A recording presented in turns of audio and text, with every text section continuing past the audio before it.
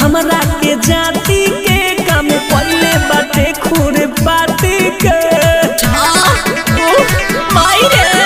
सखी पाया में हमरा के जाति के काम पहले बाटे खूर बाती के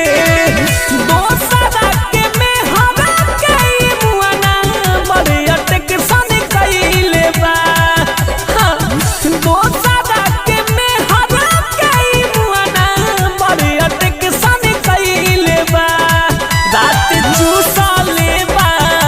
हिक भर देवारा उठल लिया दी एक सन कइले बा रात चूसले बा हिक भर देवारा उठल लिया दी एक सन कइले बा। Krishna recording studio Delhi.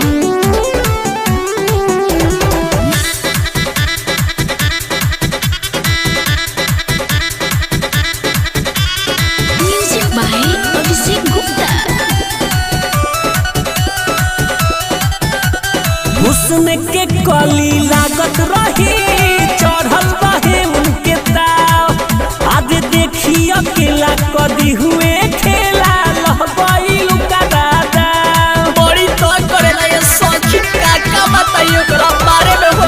कब से रहे भूरियाइलऊ पलंग पढ़ाही दी हुए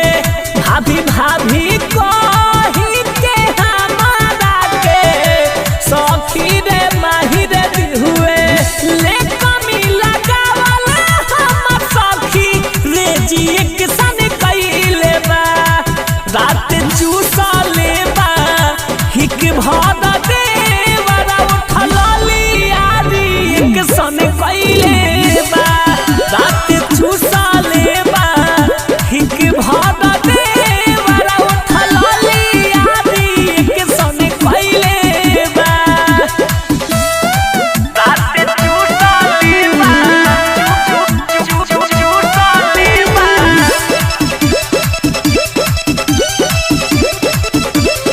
चूसले बा